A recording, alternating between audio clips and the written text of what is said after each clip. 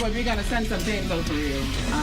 The regular programming is now in.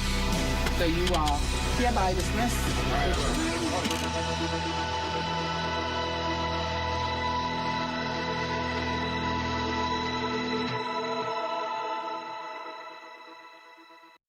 After 66 steps, I'm Matea Cunningham.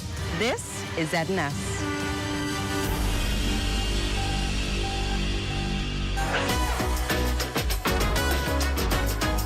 It's What's Trending with Jiminita Swain and the Bahama Beauty at the Broadcasting Corporation of the Bahamas from Studio A. It all starts right now.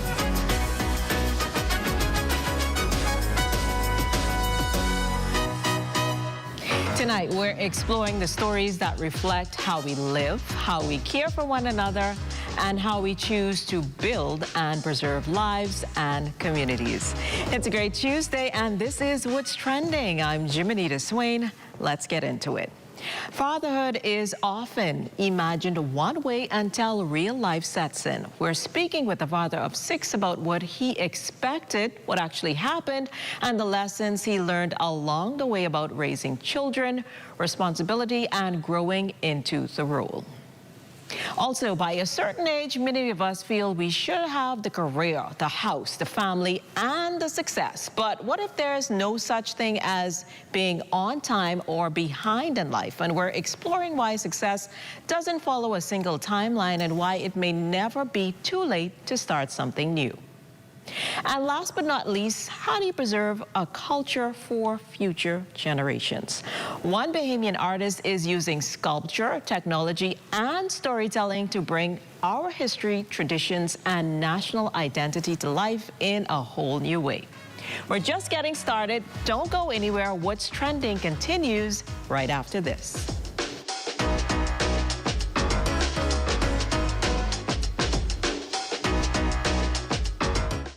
Big sandwich.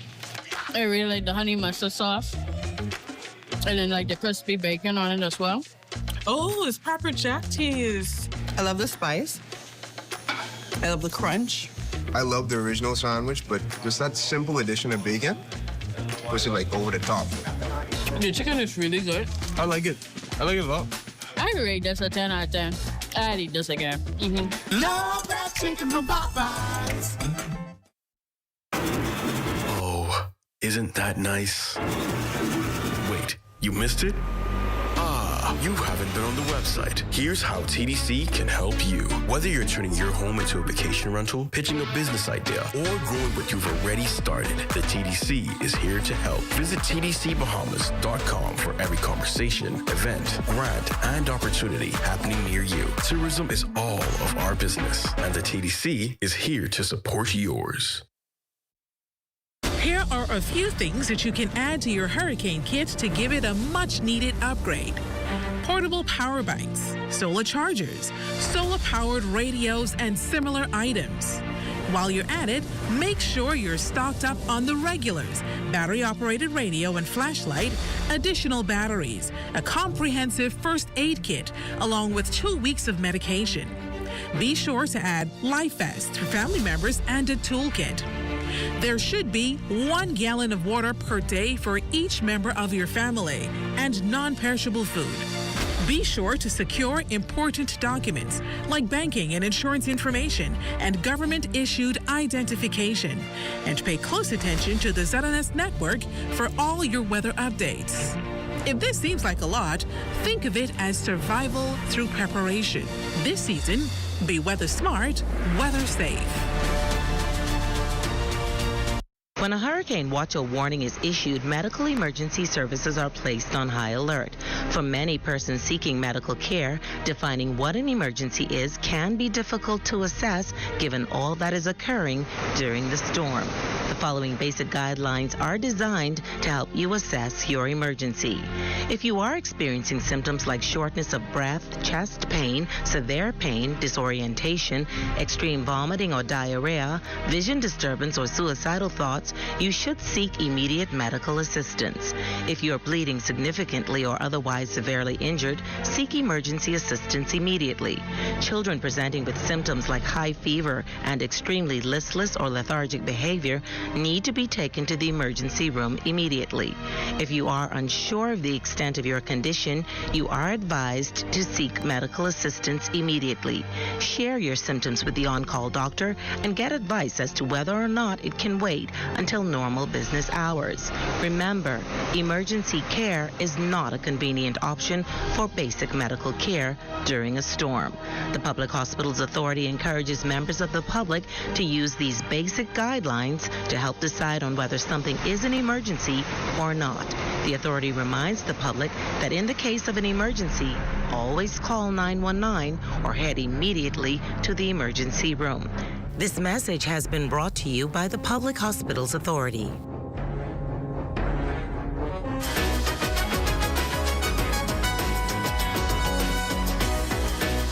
We often hear people say they're ready for fatherhood until they actually step into it, because the reality of raising children is very different from what many people expect.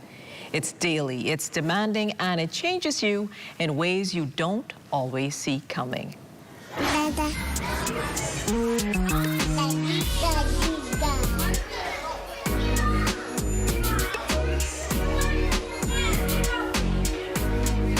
And when you're raising 6 children, that journey comes with even more lessons, adjustments, and perspective shifts along the way. Joining us now is father of 6, Floyd Lewis, to talk about fatherhood, expectation versus reality. Welcome to What's Trending, Floyd. Thank you, thank you. It's so great to have you here with us. So, Floyd, let's start at the beginning. Before you became a father, what did you think fatherhood would be like? To be honest, I did not know idea it was going to be like how it is. It's hard being a single father. Wow. So you just had to make adjustments? I had to make adjustments. Every day was different, and every child is different. That is true, but we're going to get into that. Mm-hmm. So what was the first moment that made you realize the reality was very different from what you expected? Because, you know, sometimes when you think about something like fatherhood, you're like, okay, well, maybe I may like this, I may enjoy it, but now you actually live in it. So what's the difference for you? Well, before I was a father, I only had to worry about me. Right. Yeah. And, you know, it's a feeling when you know that you have to look after something, somebody would come from you. And when the child, I don't know if you experience it, when a child is really hungry, and you're like, what? Man, one time ago, I only had to worry about me. So it's good and it's bad. It's good. It has its moments. Yeah, it has its moments. Okay, that's interesting. So how has your day-to-day life changed now as a father of 6? Because maybe it was 1, then it was 2, now it's 6. So what does your day-to-day look like? Well, when I get up, every morning I get up, you know, the first thing, I have to make sure to get up something to eat before I left for work, and, you know, get them ready for school. I have 5 daughters. I don't know nothing but plaiting hair. So, like I said, first it was hard, but I got adjusted to it. And obviously, I imagine you do have a community, too, that will assist you. I thank God for my family, my sisters, my brothers, and my church family. They helped me out a lot. So they've greatly improved how that journey is looking for you now. Yes. I like that. So what do you think that people often misunderstand about what it really means to be a dad? Well, I don't know the answer to that. You ask me a different way. When you think about the experience now, you're living as a dad, you have 6 kids, you say 5 daughters, so that's 5 girls, 1 boy. Now that you're going through it, the motions and seeing how it looks, did you think that it would be different than this? Or what do you think people misunderstand about it? I thought it would have been a lot easier. Why? Because, you know, some people, if you, when you're on the outside looking in, before I had kids, when I saw, like, my friends with their kids, I was like, oh, man, I can't wait. I can't wait. But when I had my first one, I was like, whoa. And then it was number 2. And I was like, my Lord. And it's hard. Was it one of those instances where, as the girls were coming, because, you know, sometimes people have kids and it's like, okay, I want my son. Mm-hmm. So was that one of those instances, or you kind of just... Yes, it was like that. Okay. So that's what happened. Mm-hmm. So how do you make sure each child that you have feels seen, supported, and heard in such a busy household? It's hard, because, you know, they be talking to each other, say, oh, Daddy, you love him more, you love her more. And I try to tell them, no, I love her, you're the same, but you can't tell them that. They all, this one saying, oh, she's the special one. And then she saying, oh, no, he's the special one. I tell them I love the 6-year-old the same. You know, all you're special to me. I would think the boy may feel that he's the favorite. Yeah, you think he's the favorite. I love all the same. Well, that's good. That's a good way to approach that, because that's a difficult one. Yes. But what has fatherhood taught you about yourself that you didn't expect to learn? It teaches me responsibility. Because I was carefree before I had kids. It teaches me a lot of responsibility, and it make me a better man. Well, that's a good way to look at it. And what has been the most challenging part about raising a large family? Is it emotionally, mental, or just the practicality of it all? All of the above. It's hard mentally, financially, because at one point I wasn't working. So I know what it is to go there and come home and just bring enough food for the children to eat. But like I said, I thank God for my sisters, my brothers, and my church family. They had my back the whole time. And quickly, if you had a piece of advice to give our viewers watching who may be in a similar situation, what would that be? Don't give up on your kids. Don't care what it is. Don't care how small it is. If it's one slice of bread, share it equally with your children. And one thing I learned, God always provides. Yeah, he sure does. Yes. Well, as we've heard today, it can be one of the most rewarding, one of the most humbling, and transformative experiences in life. So, Floyd, thank you for sharing your experience with us. And, of course, happy Father's Day in advance. I hope you definitely have a wonderful Father's Day. Thank you. Well, we've talked about fatherhood, but let's talk about purpose, goals, and timing. Is there really an expiry date on success? That's next after the break.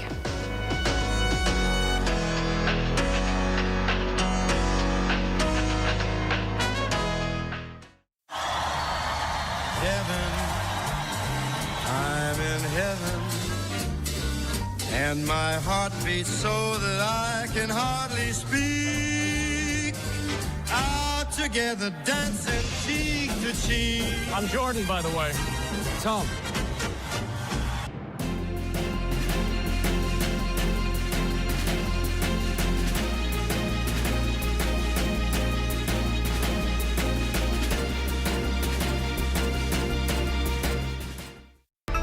So the storm has passed. Danger may still be near. Avoid downed power lines and flooded roads. Check on your neighbors, especially the elderly. Only travel if absolutely necessary. Report hazards and stay informed. Recovery begins with caution and care. What's trending in business? Who's making major money moves? And how's it shaping your future? This is Economics, your front row seat to the biggest stories in business, innovation, and finance. Powered by the Sand Dollar, the digital currency of the Central Bank of the Bahamas. It's fast, secure, Bahamian. We're breaking down the numbers, the news, and what it means to you. Tune in every Thursday at 6 p.m. for the trends, the insights, and the stories that matter. Get informed, get inspired, get in the mix with Economics.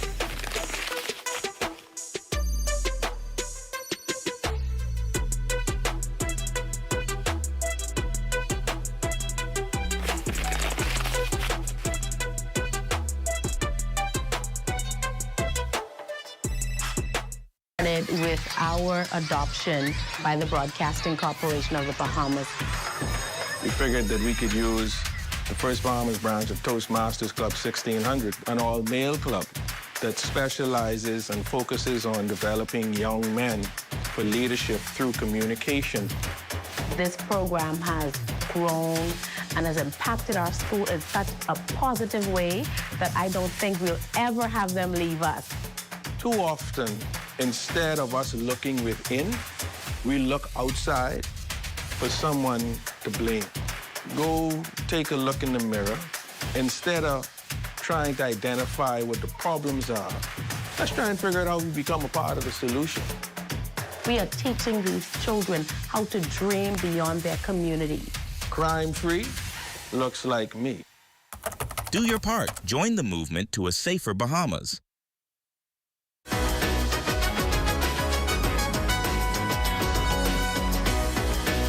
By a certain age, many of us think we should have life figured out. The career, the finances, the major life milestones. And when things don't happen on schedule, it's easy to feel like we're falling behind. But who decided success has a deadline? Tonight, we're exploring the pressure to make it by a certain age and why success may look different for everyone. Joining us now to discuss how this is psychiatrist Dr. Davina Knowles-Robinson. Welcome back to the show, Dr. Robinson. Thank you again for having me. Always a pleasure. It's great to have you here with us. So let's start with this idea of being behind in life. Where do you think that pressure comes from? I think it's societal expectation and cultural norms. It is easy for us to be inundated with the thought that by a certain age, I have to be married, I have to have a house, I have to have kids, because society puts that pressure on us that this is the goalpost. These are the milestones that you have to get before you turn 30, before you turn 25. And so they have these expectations, and we try to fall short or fall in the line of where they are supposed to be. And why do you think so many people feel that they should have everything figured out by their 30s or 40s then? I think media, not just social media, plays a heavy role in that because it glorifies success, especially young success and what that looks like. And so the portrayal of being successful and that equates to who you are is what social media does. That's what the media portrays. And so that is the goalpost, essentially, for most people. And speaking about social media, it definitely made it easier to compare ourselves to others. So how much of this pressure is being driven by what we see online? There's good and bad for social media, but I do think that with social media, it curates this life and this lifestyle that this person has such wealth and such happiness in their relationship, where it does not essentially look at the negative impact of what somebody's going through. More times than not, that is cringe. Like we find that, or we try to stem away from showing the negative things that are going on in our lives. So because it's so curated on having a good time, getting the dopamine rushes and the surges, we then expect that this is the reality when more times than not, it isn't. And for people who may feel like they're running out of time, what would you say to them? So actually, ironically, I had a session yesterday with one of my clients, and I kind of hit this home that the reality of it is, more times than not, when you're starting to feel down and low because you're not making a goal, you're not living in your true state, or you're not finding happiness in the things or gratitude in what you've actually achieved. You're always looking at the next best thing. Like, when am I going to get to this next level? But 5 years ago, maybe a month ago, a year ago, the thing that you're living in now is the goal that you were trying to accomplish, but you did not celebrate that win. You're not looking at what I have accomplished. You're looking at what this person on the next side of me is doing. And so the saying, the grass is greener on the other side, is that just for a reason, because you're looking at your neighbor's grass as opposed to watering your own and being appreciative of the things that are coming in your own garden. Yeah, that definitely makes a lot of sense. So then what are some of the strengths and advantages that come with age, experience, and life lessons? I mean, besides the thousands of gray hairs that we develop, obviously age brings experience. It brings knowledge. I mean, sometimes the thought is you don't have to touch the stove to know that it's hot, but through life and through getting a little chafing, you get that experience. You get the knowledge and the understanding of how certain things work. You are able to empathize a little bit better because you've been through certain situations. It's made your back a little bit broader, not just from eating, but because of life's experiences. And so being able to garner and appreciate elderly people and what their experiences is, and so necessarily not listening, not going through it yourself, but listening to their experiences can help you navigate into that water without having to experience it yourself. And do you think we sometimes celebrate young success so much that we've overlooked people who find their purpose or success later on in life? I think that is a fact that we do in society now, which is unfortunate because the elderly persons have the wealth of knowledge. Like me and my family, we just celebrated my granddad's 90th birthday. Happy birthday, Pa, Austin Knowles from Eleuthera. And so there are cultures that do celebrate being old and getting into your fulfillment of life, because as we can see, there are young people that are dying and not being able to get to an older stage and feel fulfilled in the things that they have accomplished, because we're just so celebrating the youth, but there's perfection in age. And so when we learn that that is important too, and that is what has built our communities, that has built our cultures, that has built who we are and ingrained in us the Bahamianness of our culture, I think that is when we will move in the right direction as well. And for someone thinking about changing careers, starting a business, or going back to school later in life, what encouragement would you offer to them? I say go for it, because at the end of the day, time is what we have to cherish. There are people like Walmart, who started the gentleman who started Walmart. He started that at 44. KFC, I'm pretty sure plenty Bahamians are happy and eating KFC on a regular basis. I think he started that at late 50s, 60s. Vera Wang didn't start her fashion designing career until late 40s as well. So there is no true rule book on when we are supposed to start a profession, start a new life, start a new career, because there's new inspirations daily. Change is the only constant. And so there are always opportunities to learn. There's opportunities to thrive. There's opportunities to start new things, because innovation and things happen daily, and you might get that spark that changes the world. So never doubt who you are and who you're becoming. And just go for it. Well, Dr. Robinson, it's always a pleasure chatting with you. Definitely some great nuggets you provided to us this evening. And as always, we appreciate you and have a great, great evening. You as well. Thank you again for having me. Well, sculpture and storytelling are just some of the art forms coming to life in this week's Culture in Color. If you would like to be a part of What's Trending, DM us on Instagram at What's Trending on ZNS.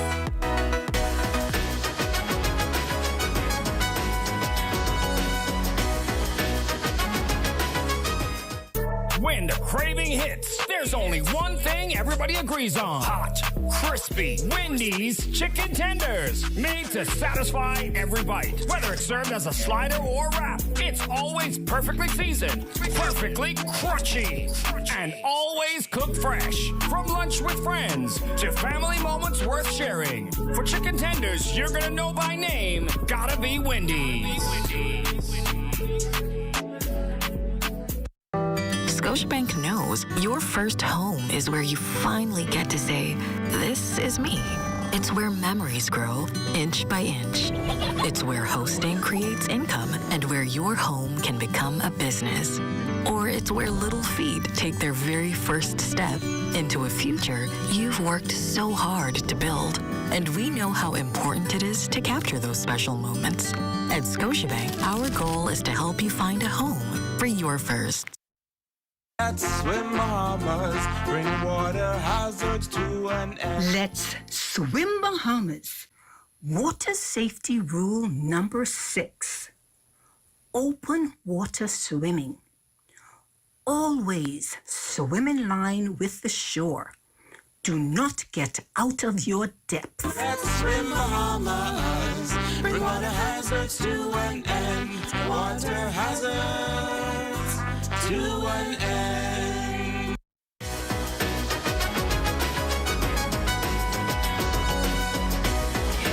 a way of preserving stories that shape who we are.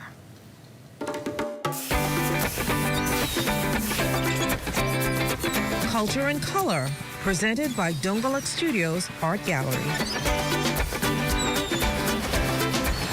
Through sculpture, 3D fabrication, and cultural storytelling, artist Christopher Hasty is celebrating Bahamian identity and helping to keep our history and traditions alive. His exhibition, Preserving Legacy, Preserving Culture, explores the people, symbols, and stories that help define the Bahamas. Joining us now is Christopher Hasty. Welcome to What's Trending. Thank you for having me. It's a pleasure to have you here with us, definitely. So, Christopher, let's start with the name of this exhibition. What does preserving legacy, preserving culture mean to you? We all leave behind some sort of a legacy, whether it's remembered for a long time or a short time. My goal is simply to see how best I can contribute to preserving lasting memories of things that people have done or said that have made some sort of impact in our society. I like that. And your work blends traditional cultural themes and modern technology. So what inspired you to take that approach? Whenever I see artwork, paintings and that sort of thing, I always wonder what would it look like as a physical form. And so I decided to take that route since I'm involved in the 3D space. And I saw a picture of Jackson Burnside that I thought was very interesting, as well as Tony McKay and a few others. And I just took the opportunity to bring your creations to life. I like that. And so when you're creating a new piece, how do you decide which parts of Bahamian culture or history you want to highlight with it? I just tend to go with a gut feeling depending on what the subject is and what their prominence may have been, or why is it that they were well known, or even if they're not, just what was the impact that they made, and I just try to highlight that in the work.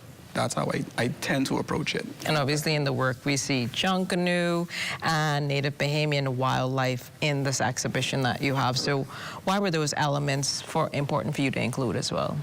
Because we all know about the traditional pot cake. That's an everyday staple. That's an everyday staple.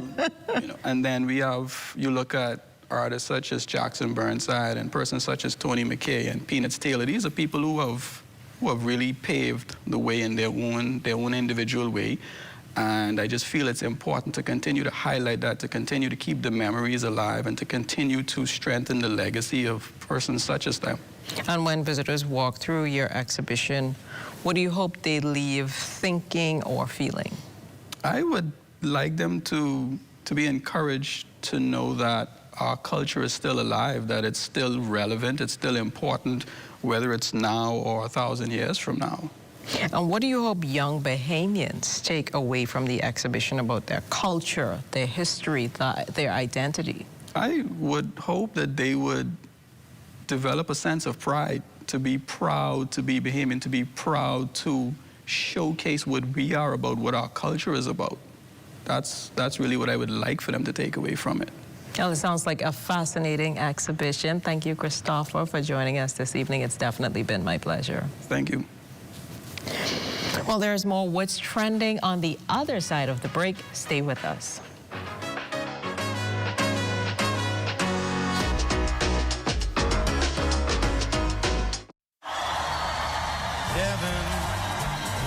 I'm in heaven, and my heart beats so that I can hardly speak. Out together, dancing cheek to cheek. I'm Jordan, by the way. Tom.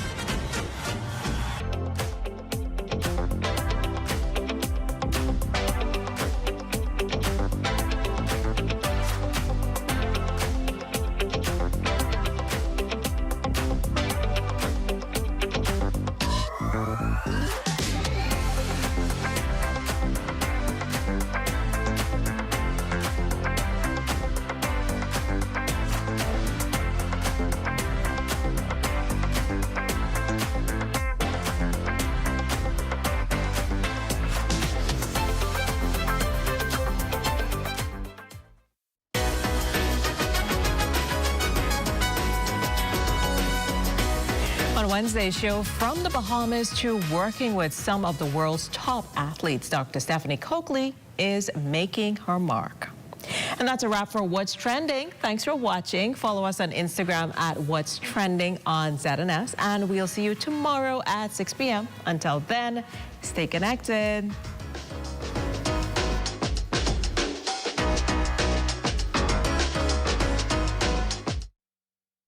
In Harbour Island, North Minnesota, I'm Charles Fisher. This is ZNS.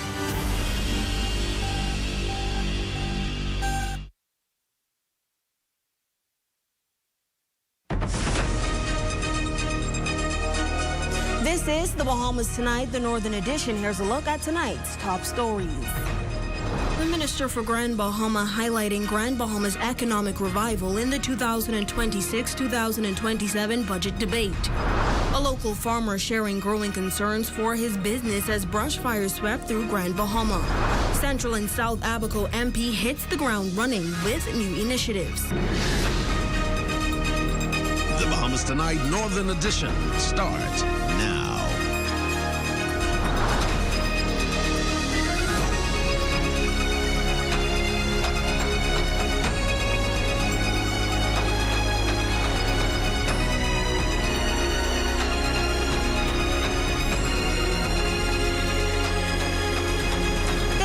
Welcome to the Bahamas Tonight, the Northern Edition. I'm Shalia Rowe. Thanks so much for tuning in.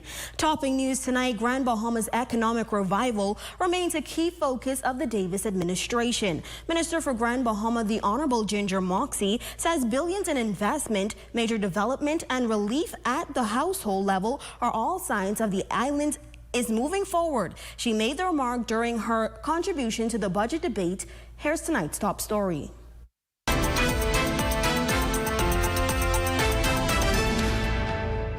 More than $3.5 billion in investments, increased visitor traffic, and businesses on the upswing. Those are just some of the signs of progress highlighted by Minister for Grand Bahama, the Honorable Ginger Moxie, who says the Davis administration has helped to reposition the island's once struggling economy. MSC Cruise Port development is moving. That's the $450 million MSC Cruise Port development.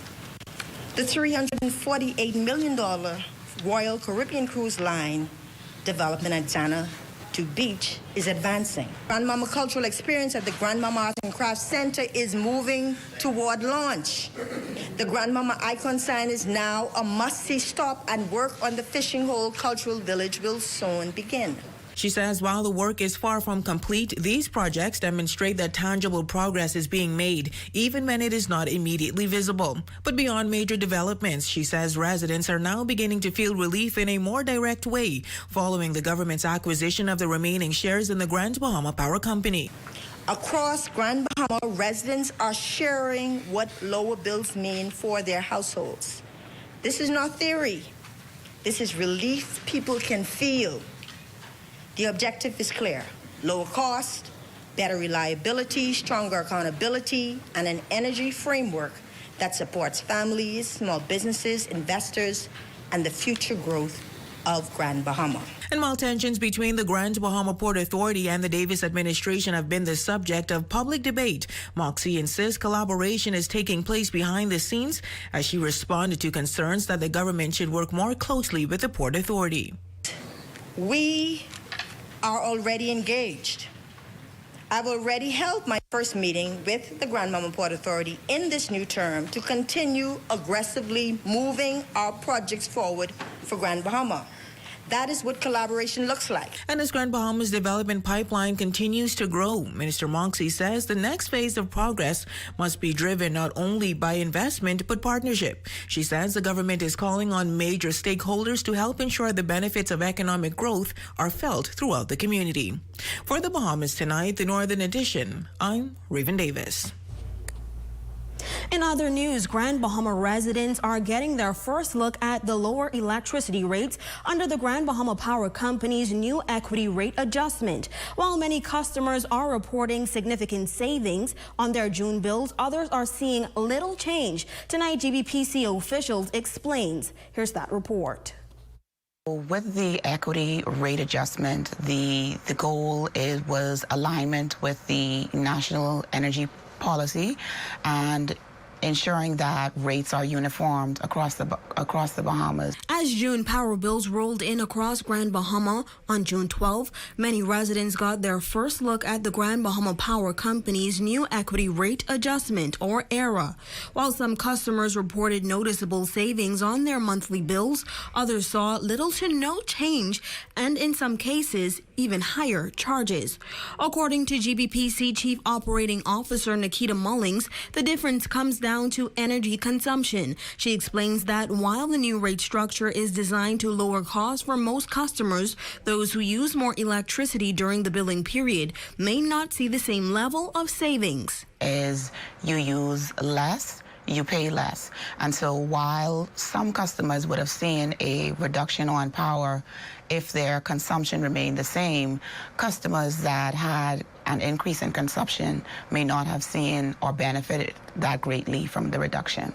The equity rate adjustment eliminates the residential base tariff on the first 200 kilowatt hours of electricity used each month, reduces base rates, lower fuel charges on the first 800 kilowatt hours of consumption, and removes the storm recovery charge entirely. The company also expanded VAT relief, with officials estimating that nearly 90% of residential customers will now fall into the VAT-free category. GBPC says the changes could reduce residential electricity by at least 35%, with lower consuming households expected to see even greater savings. She adds that the equity rate adjustment represents a major milestone for the company and demonstrates its commitment to delivering more affordable and sustainable energy to Grand Bahama residents. I think it speaks to our ability to deliver on our commitment and our ability to align with what the government is doing and the strategy of the national energy reform.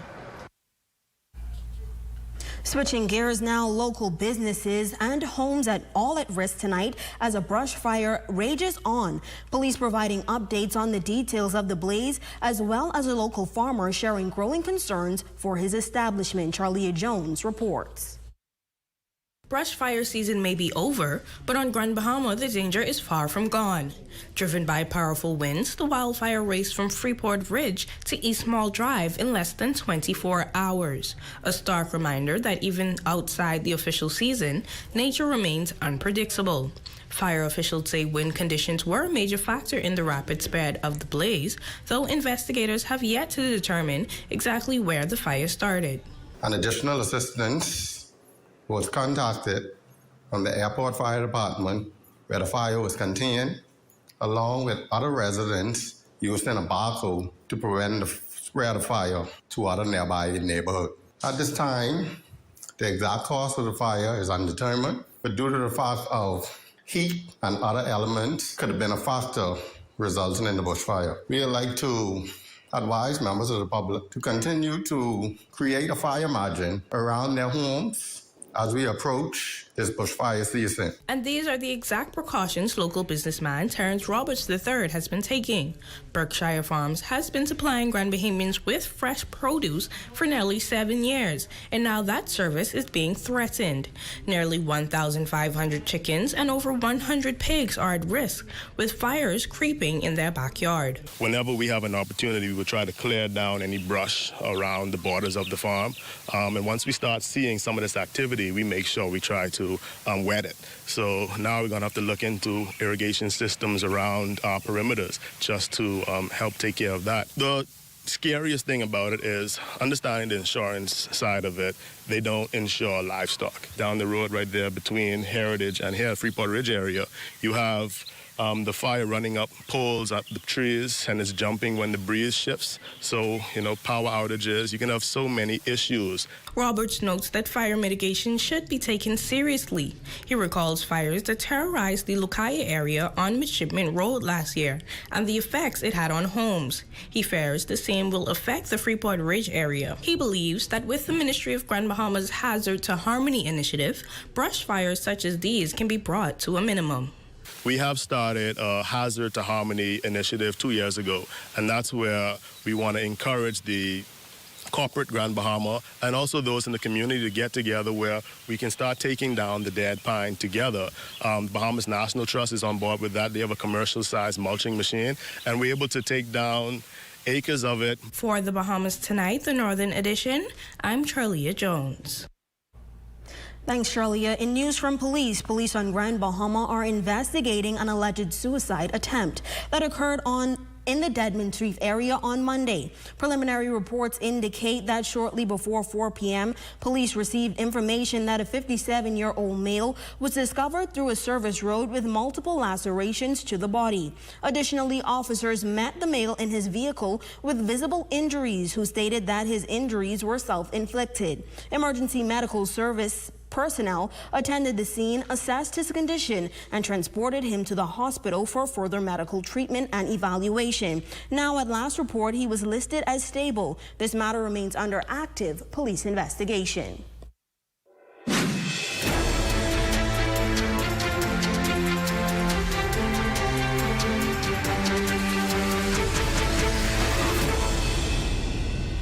In news from Abaco, newly elected Central and South MP Bradley Fox is wasting no time getting to work. From improving healthcare access and addressing housing concerns to launching a new constituency outreach center, Fox says his focus is on delivering for residents. Our Raven Davis has the details.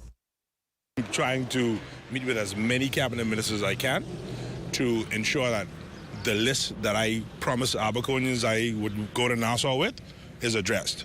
Just weeks after being elected, Central and South Abaco Member of Parliament Bradley Fox is already laying out his vision for the constituency, with healthcare, housing, and community engagement at the forefront of his agenda. Fox says one of his immediate priorities is improving access to healthcare services in Marsh Harbor. He also points to plans aimed at addressing housing concerns facing residents. I personally, I'm pushing for accident and emergency for Marsh Harbor. Housing, of course, we know that, of course, you see me still wearing my realtor stuff.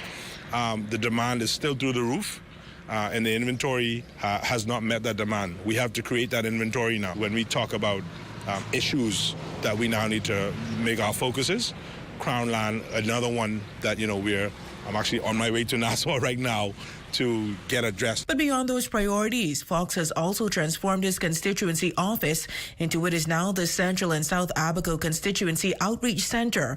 A space, he says, is designed to bring government closer to the people. We also have communication lines that we're setting up right now to ensure that there's proximity and connection all throughout. He adds that the center will host a series of training opportunities, community meetings, and outreach initiatives aimed at connecting residents with resources and opportunities for personal and professional development. We know that we have STEM and AI workshops that we're working on right now, trying to get off the ground in Q1.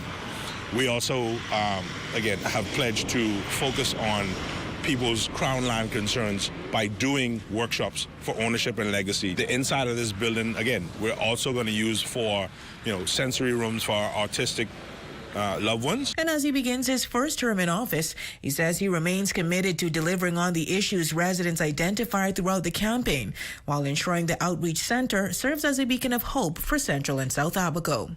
For the Bahamas Tonight, the Northern Edition, I'm Raven Davis. And still to come. Department of Meteorology warning residents about a heat advisory that remains in effect for the weekend. That story, sports, and more when we come back.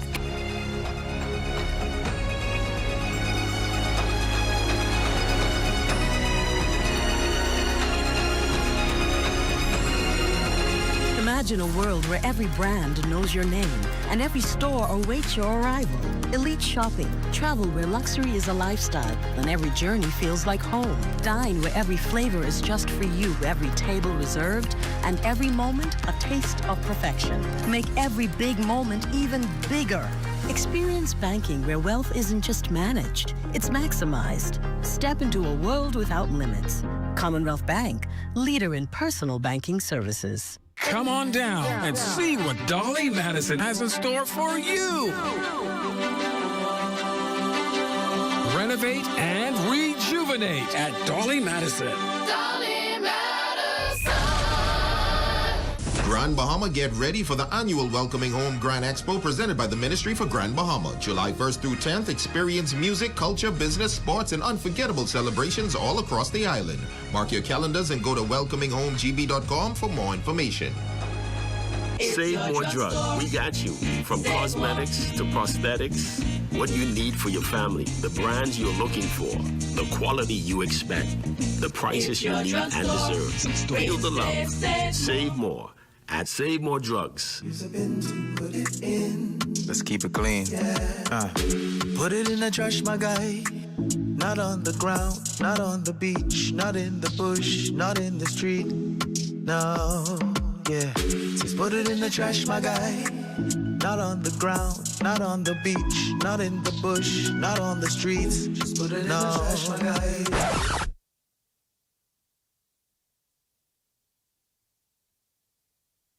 Bombastic side eye. Criminal offensive side eye. Put it in the trash. Put it in the trash. That's it, that's it. Put it in the trash. Just put it in the trash. Put it in the trash. That's it. Just put it in the trash, my guy.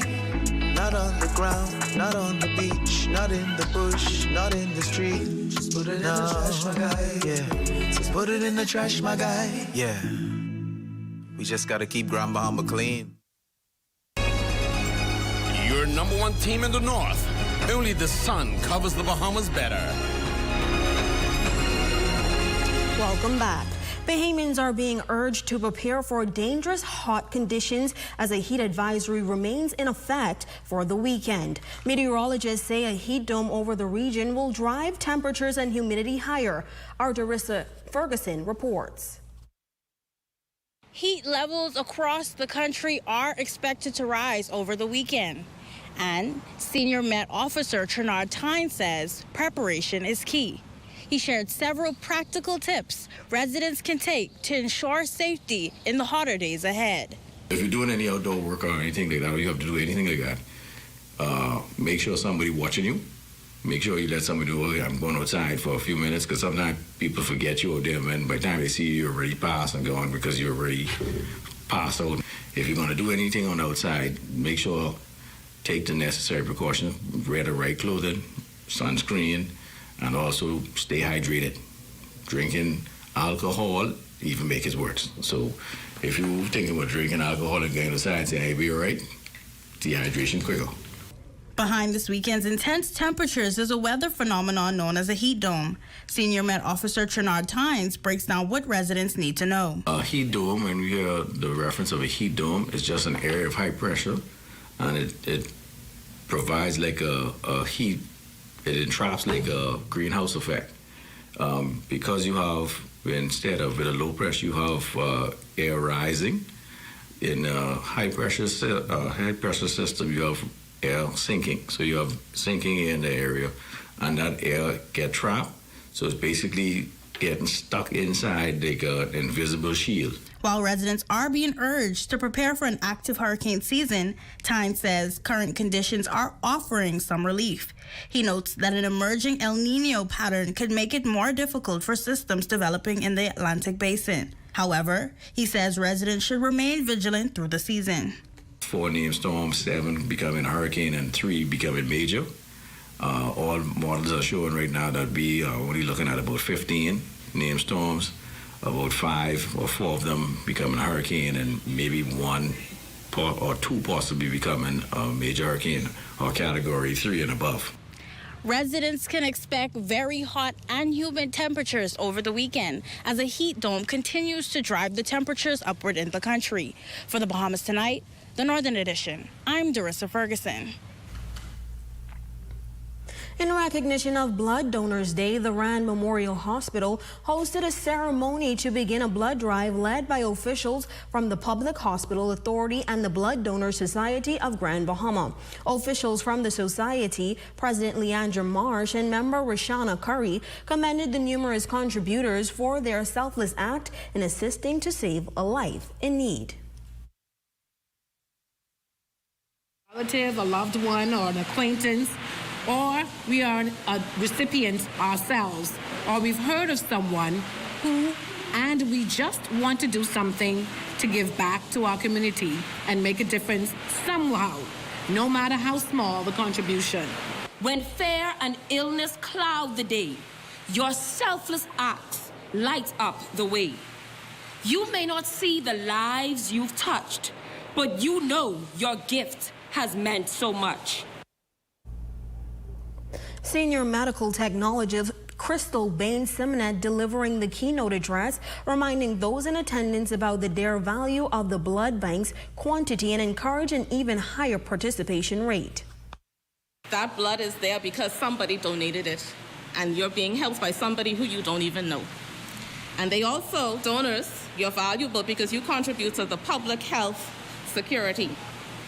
You all are, the blood availability outcomes affect the outcomes of our healthcare system and create a stronger system for us to function. Under the tutelage of Archbishop of the Diocese of the Bahamas and Turks and Caicos Island, Right Reverend Leish Boyd, a new priest, has been donned and welcomed into the fold. Following a fully attended ceremony and oath declaration at the Pro Cathedral at Christ the King, Preston Pinder officially became ordained as a priest, fulfilling a lifelong dream of serving the community and spreading the word of God. I do solemnly declare that I am essentially bound by laws, calendar, rules, and regulations which have been made or which from time to time may be made by the provincial synod of the province of the West Indies and by the diocesan synod of the Diocese of the Bahamas of the Turks and Caicos Islands, given under my hand this 11th day of June in the year of our Lord 2026. Bestowing words of encouragement to the newly ordained priest is the Venerable Earl Hepburn. He advises Pinder the work he soon will take on is continuous reflection of God's work rather than that of himself. When you think you have done a lousy job, and you go to the back door, and someone out there will just pass by and say, "Oh, Father President, thank you, that word was from today." And you scratch your head and you say, "What? That was my worst sermon ever." But you see, it ain't about you. It is about God. And what God will do as He transforms your word so that it becomes His word. You see, it ain't about you. Never forget that.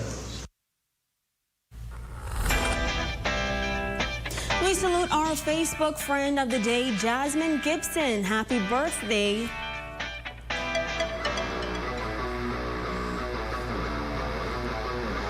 And that's a look at stories making news. Shane, what's happening in sports? Shalia Javano Bridgewater, he's back home. Plus, Jonquil Jones continues to make history. All right, that comes your way next. Stay with us.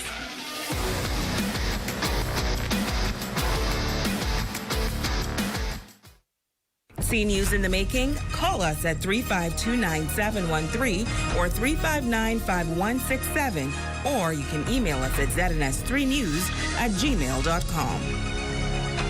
Calling all musicians, songwriters, and producers from Grand Bahama, enter the Welcoming Home Grand Bahama Song Competition for a chance to win up to $5,000. The theme is My Island, My Home. Deadline midnight, June 29th. Go to welcominghomegb.com for competition guidelines. Save more drugs, from cosmetics to prosthetics. What you need for your family, the brands you're looking for, the quality you expect, vitamins you need, and prescriptions you gain. Feel the love. Save more at Save More Drugs. Have the following supplies on hand at the start of the hurricane season. A minimum 3-day supply of water, which provides 1 gallon of water per person per day. Minimum 3-day supply of non-perishable food items. Flashlights and extra batteries. A battery-powered radio to receive broadcasts that will keep you informed of the storm.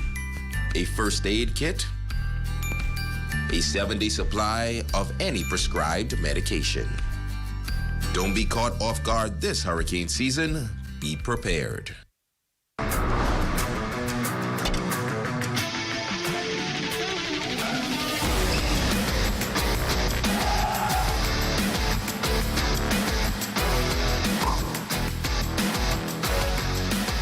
Welcome to the ZNS Total Sports Cave, everyone. I'm Shane Stubbs. All-American Javano Bridgewater is back home and reflecting on the successful season he had in track and field.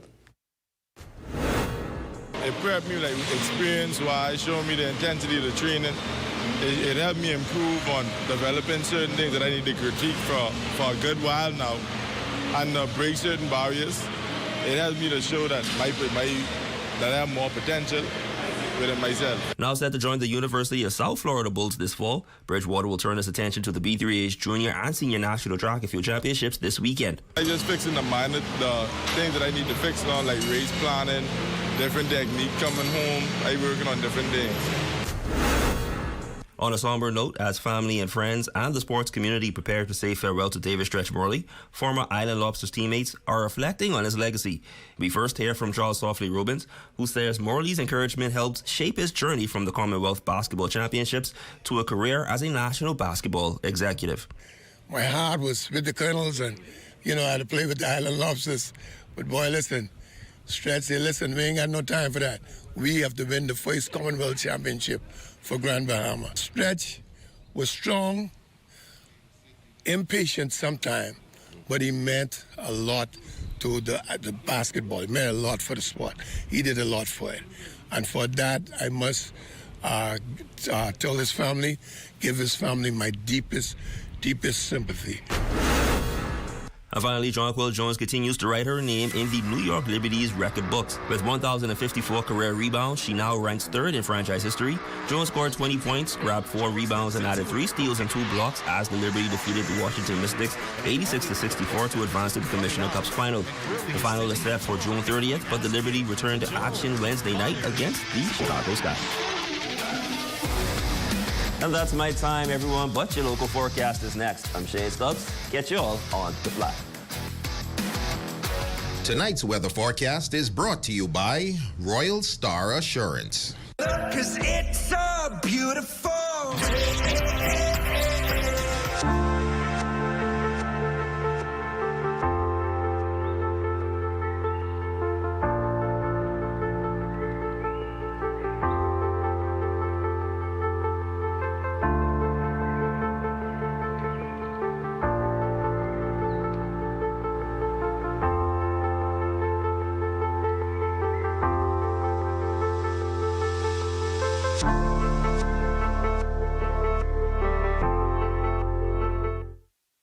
At Save More Drugs, we got you.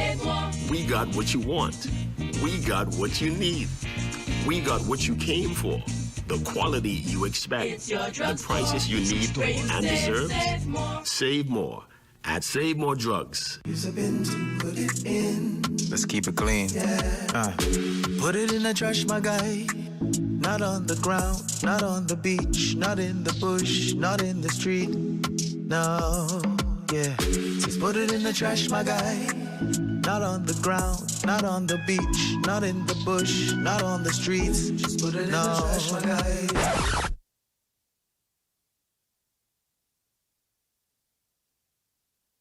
Bombastic side eye.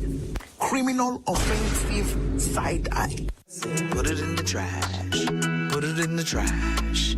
That's it, that's it. Put it in the trash. Just put it in the trash. Put it in the trash. That's it. Just put it in the trash, my guy. Not on the ground, not on the beach, not in the bush, not in the street. Just put it in the trash, my guy. Yeah. Just put it in the trash, my guy. Yeah. We just gotta keep Grand Bahama clean. Your number one team in the North. Only the sun covers the Bahamas better. And that's going to do it for us here in the North. I'm Shalia Roll. And I'm Shane Stubbs. Here's a live look at the Bahamas tonight, coming your way next.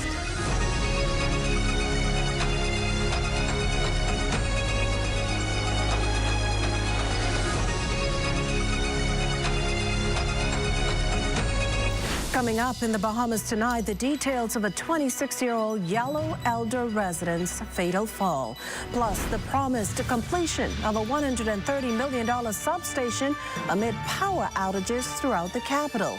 And a spokesman for local jet ski operators pushed back at a U.S. embassy's warning that ultimately threatens their bottom line. The Bahamas tonight, the National Report starts now.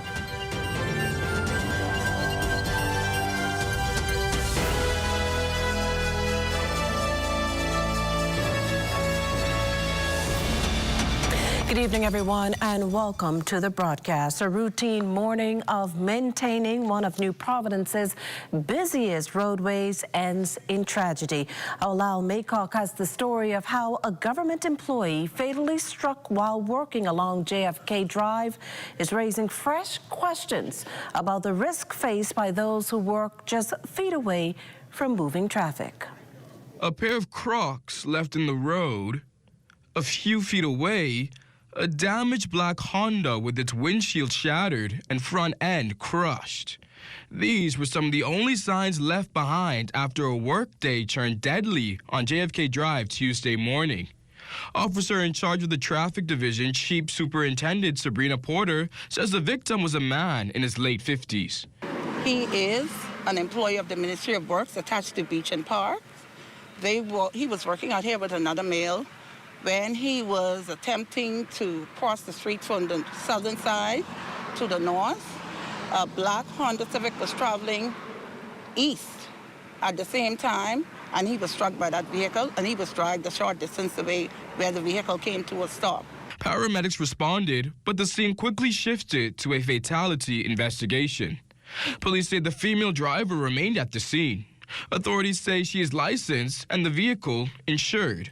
While investigators are not saying whether speed played a role, they did reissue this stern warning. We continue to advise drivers to drive with due care and attention, and please do drive within the speed limits. Jamal Strawn, executive chairman of the Bahamas Public Parks and Public Beaches Authority, was also on scene.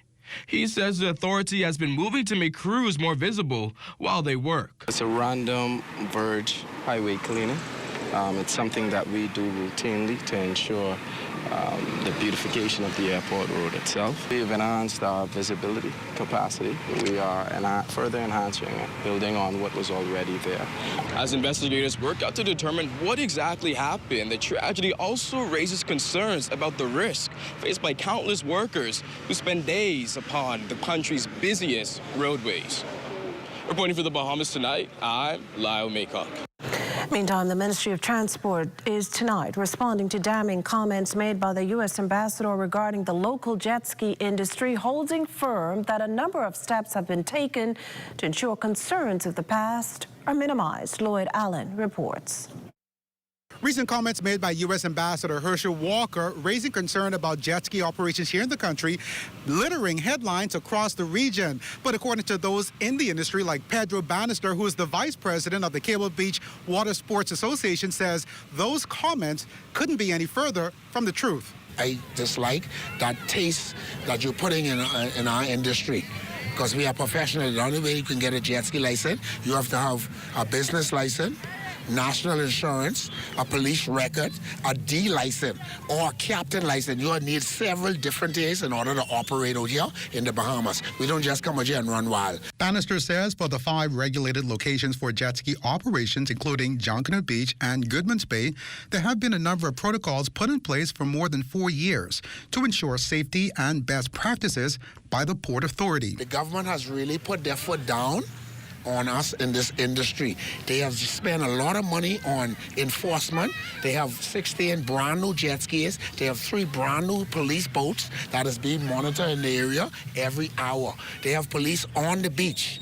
They have defense force officers on the beach. They have the Port Authority on the beach with a motorbike, a 4-wheeler that goes to every different rotation. Every jet ski has to have a number on it. It has to be registered by the port. It has to be inspected, and it has to have insurance. Now, according to Bannister, claims of assault have also been addressed. We are not allowed to go on the jet ski with a tourist. So what we'll have to do is we have to give them a verbal instructions on the beach. The American Embassy has since issued an advisory encouraging U.S. visitors and residents to remain cautious of ongoing dangers of renting jet skis in the Bahamas, citing 6 cases of Americans being hospitalized due to alleged sporadic regulations. Meantime, the Ministry of Transport also released a statement detailing that a task force has been in operation for several years, ensuring compliance. Legislation is also being implemented to make provisions for resources with a safety-first approach. Now, while the advisory will undoubtedly have some impact to the industry, operators like Bannister are hopeful that the record will speak for itself. Reporting from Arawak for the Bahamas Tonight, I'm Lloyd Allen. Well, thanks, Lloyd. A family left grieving after a workplace tragedy claims the life of their relative. Tonight, police are piecing together what took place at the construction site where this incident occurred, while a family is grappling with this loss and demanding answers. Corval Pyfram reports. A workplace accident resulting in the death of a 26-year-old man. He took a nearly 20-feet fall and died instantly. Shortly before 1, police control room received an alert of an incident at a construction site just south of Prince Charles and the Ashley Furniture Store.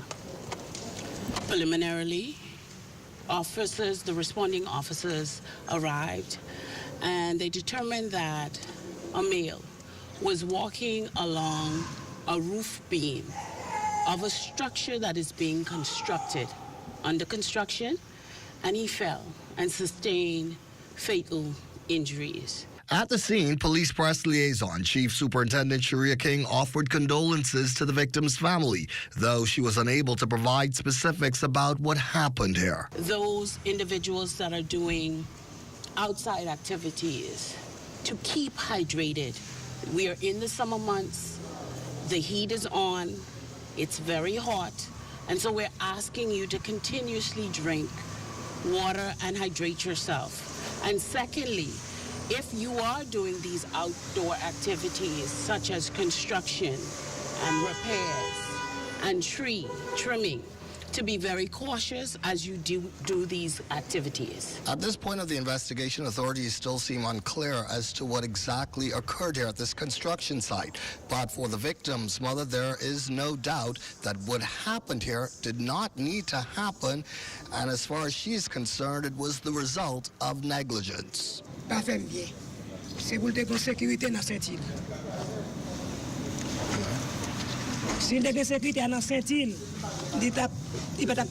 had something secure around his waist, he wouldn't have fallen.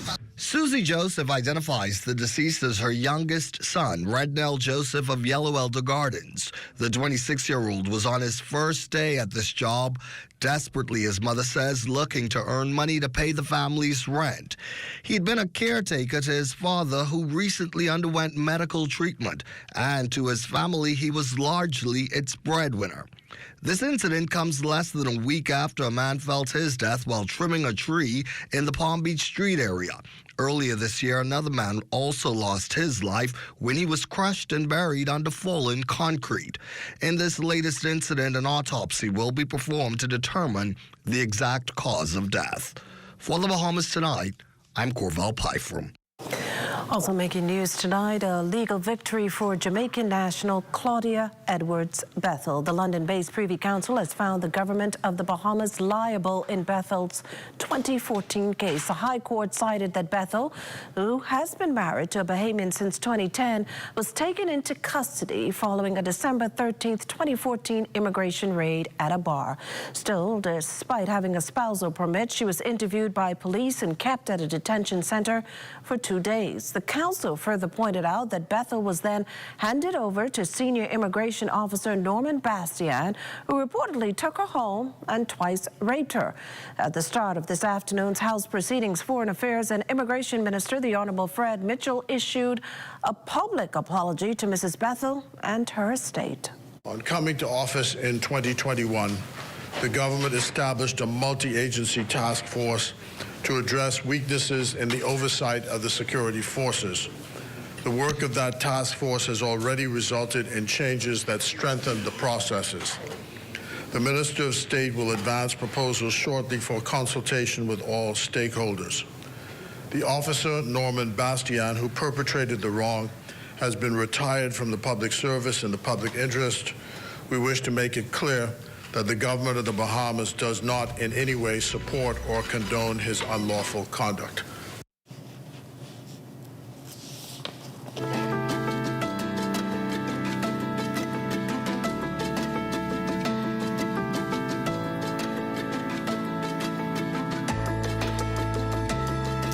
We shift our attention now to a major infrastructure project nearing completion. Officials say the development could play a key role in improving electrical reliability for thousands of customers across the island. Our Leah Cooper has the details. In a major step toward improving power reliability and addressing decades of load-shedding concerns, Bahamas Power and Light, along with the Bahamas Grid Company, is putting the finishing touches on its new $130 million Big Pond substation.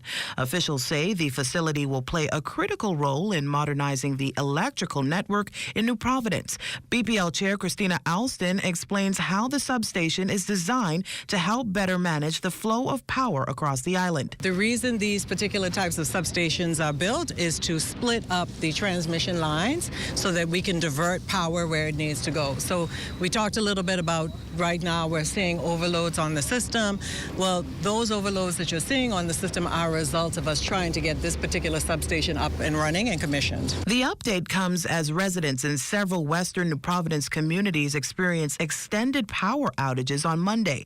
Alston says once commissioned, the Big Pond substation will serve as a key hub connecting many of the capital's most important transmission lines. What that does for us is if there is an anomaly, lightning, a weather event, what will happen is the switches at this substation will open up and it'll redirect power flow. And when we talk about reliability, that is what you want for this system to do. Beyond improving reliability, Alston also provided a breakdown of what is included in the project's $130 million price tag, saying the investment extends far beyond the substation itself. It's not just the substation, but it's also the termination of the lines, the new lines that are being built. There's a lot of underground work that's also being built. There were, if you all remember, the minister showed you all the interrupters that were also put on the system.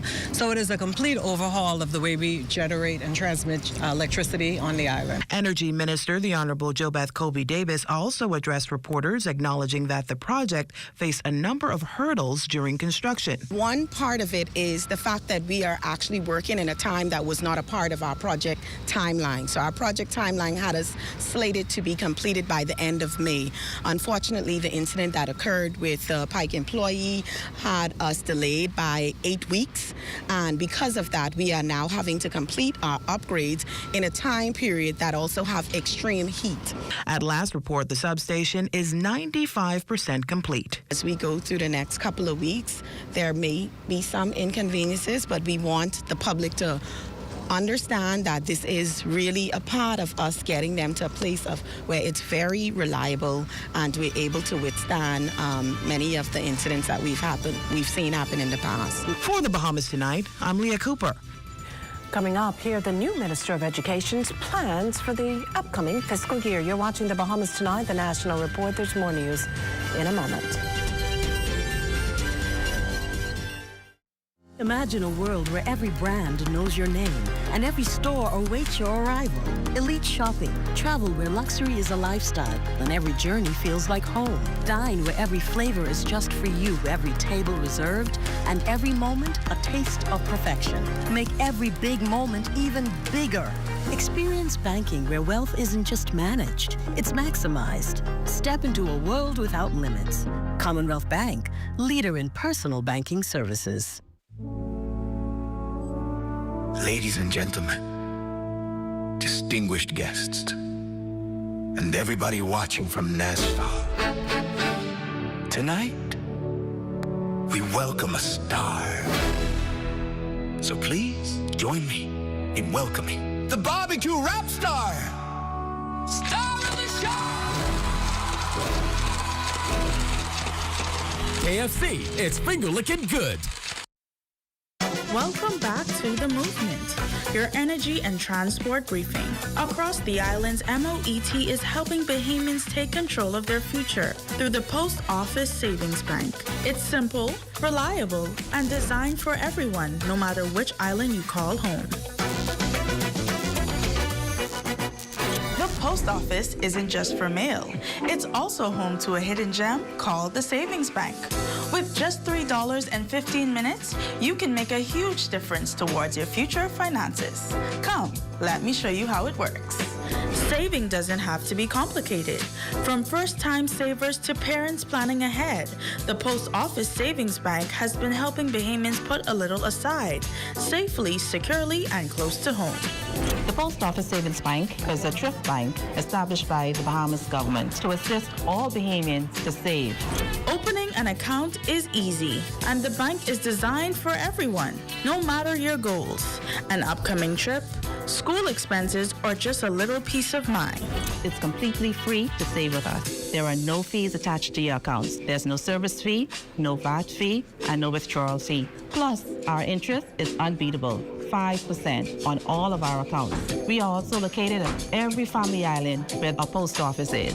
No complications, no hidden fees. Just a simple, reliable way to save at your pace, wherever you are.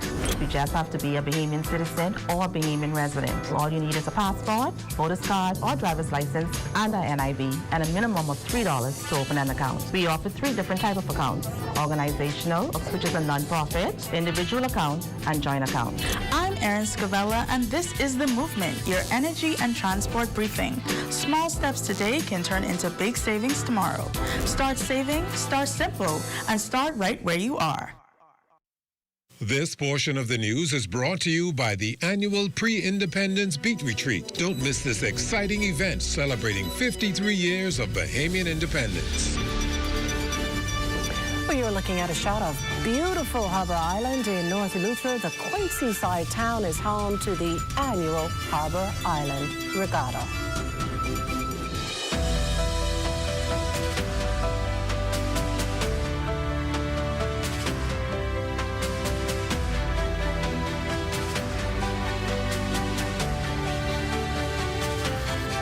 Welcome back from the 2026-2027 budget debate. The government's new strategy to improve education laid out in the House of Assembly this afternoon. Its new minister detailing the need to target specific elements in order to propel the minds of the over 2,000 students in the public school system. Here's LaDawn Davis. In his budget contribution, Minister of Education, Science and Technology, the Honorable Chester Cooper, says approximately $384 million will be invested in education this fiscal period, $63 million for capital works, $7 million for the school breakfast program, and $25+ million in scholarships to the University of the Bahamas and the Bahamas Technical and Vocational Institute. But as BTVI continues to outgrow its current facility, and as the student population grows, plans are now underway to build a modern campus at a price tag of $250 million. To address this need, the minister responsible for lands, Prime Minister Davis, has already identified and allocated 30 acres of land in the vicinity of Government High School as the proposed site for a new BTVI campus. To address the pressing shortages of teachers, the former educator says Parliamentary Secretary Keenan Johnson will lead a multi-agency initiative to identify and help fill vacancies. Current internal estimates indicate a shortfall of roughly 300 educators across various disciplines and islands. This challenge, though, is not unique to the Bahamas, as education systems around the world continue to compete for qualified teachers.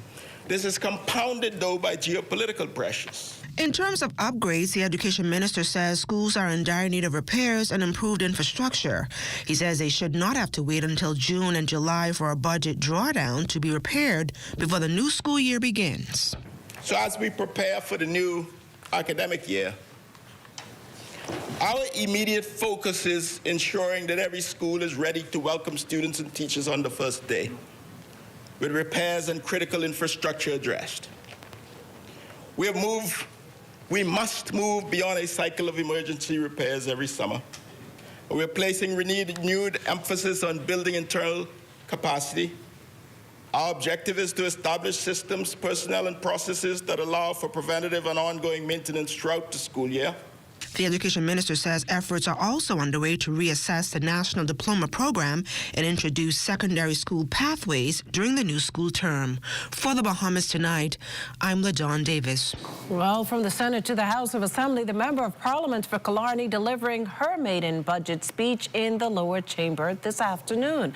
Michaela Barnett Ellis using the opportunity to thank her predecessor, former Prime Minister, the Most Honorable Dr. Hubert Minnis, and his wife, Patricia, for their dedication to the constituency over the past 15 years. The Killarney MP cited constituents' concerns on the cost of living and the ease of doing business as raised during a recent town meeting. Because Bahamians are not measuring success by what enters the Treasury. They are measuring success by what remains in their pockets, what's on their tables, what services they can access, and whether their children are inheriting opportunity or struggle. Well, the rehabilitation of offenders, a key plank in the government's 5-pillar crime strategy, bringing numbers to Parliament to back this up. National Security Minister, the Honourable Miles Laroda, yesterday disclosed that between September 21st of 2025 and March 26th of this year, some 433 applications were reviewed. 250 were approved for expungement, 69 were referred to the prerogative of mercy, 85 were curfew-related violations, 4 were referred for counseling, and 1 for anger management. The first Family Island sitting was held in Freeport, Grand Bahama, followed by Exuma. My ministry will be expanding this initiative to Abaco, Eleuthera, Bimini, and Cat Island. House members also heard how the Advisory Council for the Prerogative of Mercy, the body essentially tasked with giving deserving inmates a second chance in life, considered 23 applications for early release. 13 were approved, 6 were denied, but approved for the work scheme, and 4 were deferred. Requests for expungement consisted of 16 applications, of which 5 were approved and 8 denied. Over 300 foreign national sentences were remitted and deportation approved, allowing for prison population management. A new legal instrument was developed, and early release processes are now managed internally by my ministry.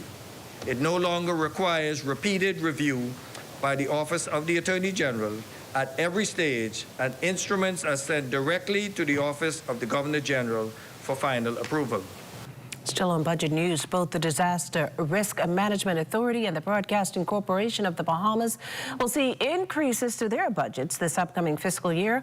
Corval Python reports on the amount of money headed their way. From the new minister tasked with overseeing both disaster management and broadcasting, a commitment that this administration will continue to strengthen the country's capacity to prepare, mitigate, and rebuild amidst the existential threat it faces from climate change.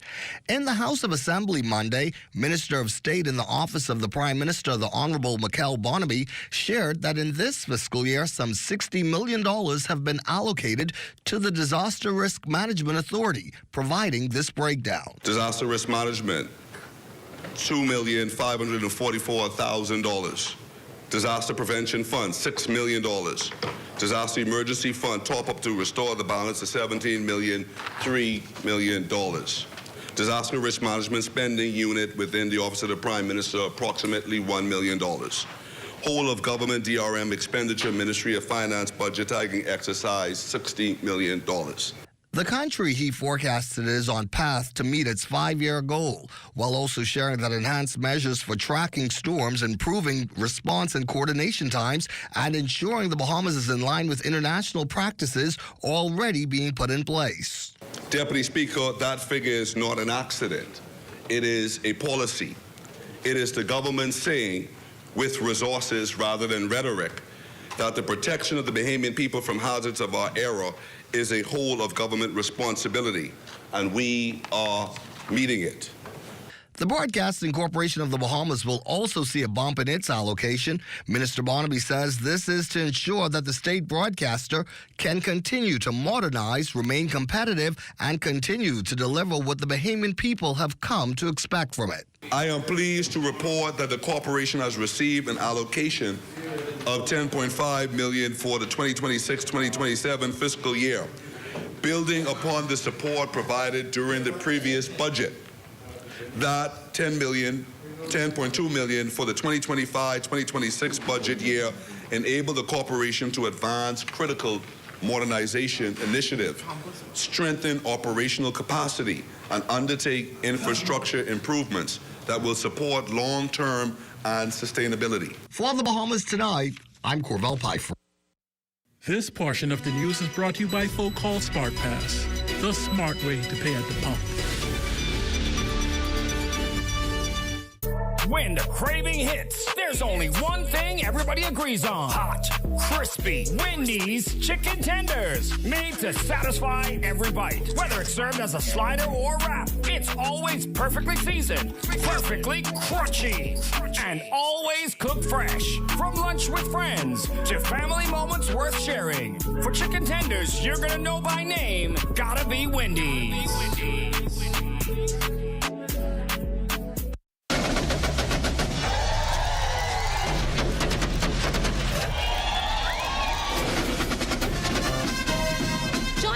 Sunday, June 28th at Rawson and Parliament Square for the Independence Beat Retreat. Celebrate the 53rd anniversary of Bahamian independence with an evening of culture, entertainment, and spectacular performances. The Cultural Village opens at 3:30 p.m., showcasing the best of the Bahamas. We'll see you there.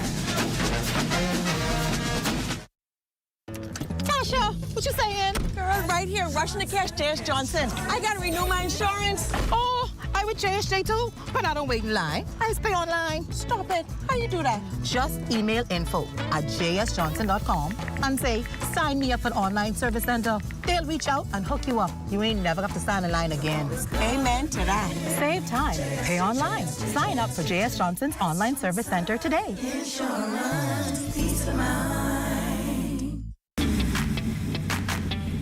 Introducing the Focal Smart Pass app that helps you to fuel up faster. Here's how it works. Download the app on the App Store or get it on Google Play and create your profile with payment details. Visit your nearest Shell station. Open the app, scan the pump's QR code, select your payment amount, and begin fueling. Say goodbye to cash and cards because the Focal Smart Pass offers secure and convenient payment options right at your fingertips. Download Focal Smart Pass now and fuel up faster today. Well, it's about that time that we check on in with Royston and Marlena for a sneak peek of what's coming up in Access Now. So give it to me.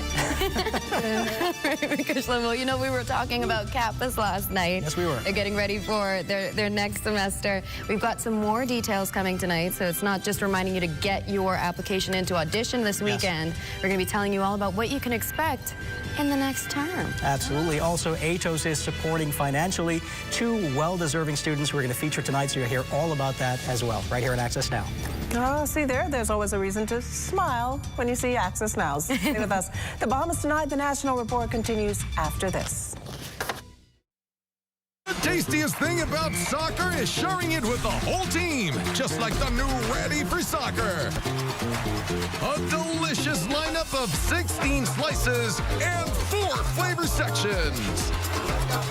Perfect for sharing from start to finish, even beyond the 90 minutes.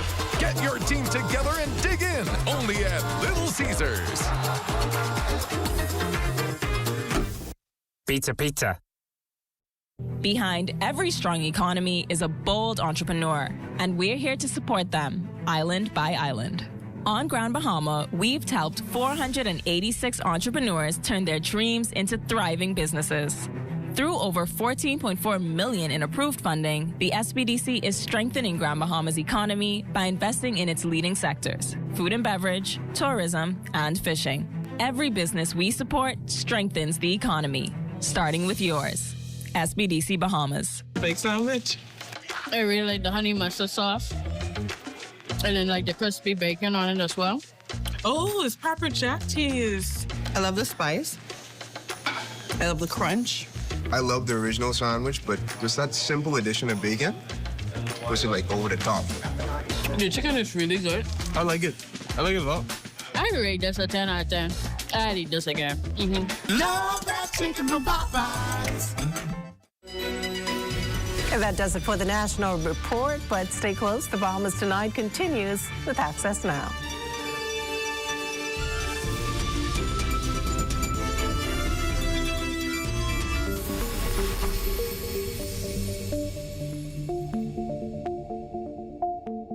Conversations about the future of power are more important than ever.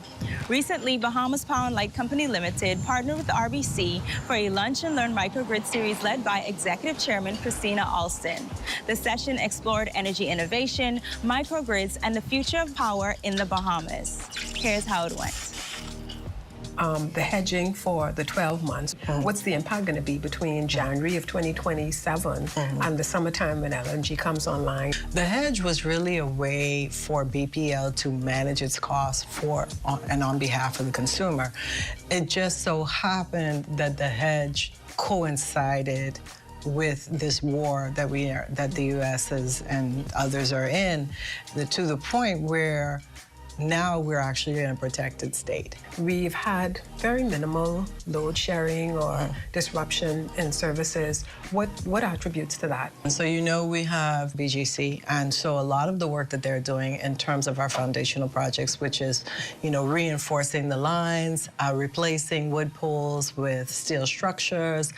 There's a whole system of interrupters, and so it's all of those things. So it's having that company pay particular attention to just the transmission and distribution has yielded those results that we're seeing now. The session gave the opportunity to learn more about how electricity is generated and distributed throughout the Bahamas and what the future of energy could look like for the country. It was very informative. It was very interesting to know how the power is generated, how the distribution happens, the needs of the islands of the Bahamas, and the future prospects and plans that BPL is putting in place to provide for more efficient power generation. Bahamas Power and Light Company Limited remains committed to fostering meaningful dialogue as we work together to power progress across the Bahamas.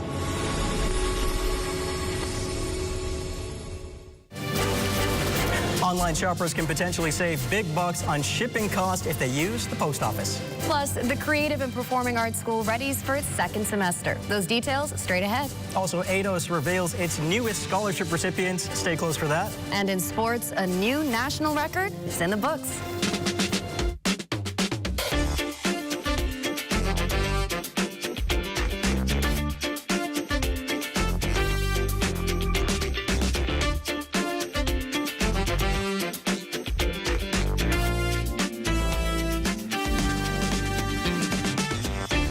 Bahamas Tonight Access Now starts now.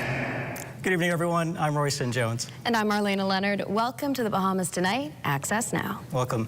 If you ever owned a pet, there's a certain point where you stop thinking about them as an animal and start thinking about them as a roommate who doesn't pay rent, loves to sleep, eat, and occasionally leaves you a surprise or two for you to clean up. But eventually it reaches a point where they have become an entrenched member of the family and occupy a special place in our hearts. And for a lot of us, that love, I think, starts on day one. Oh, for sure. But with some of those pets, let's be honest, they go beyond seeing themselves as a family member and they become kings or queens of the house, and we're really just the roommates and the butlers. Yes. But that special relationship and bond is what this week is all about.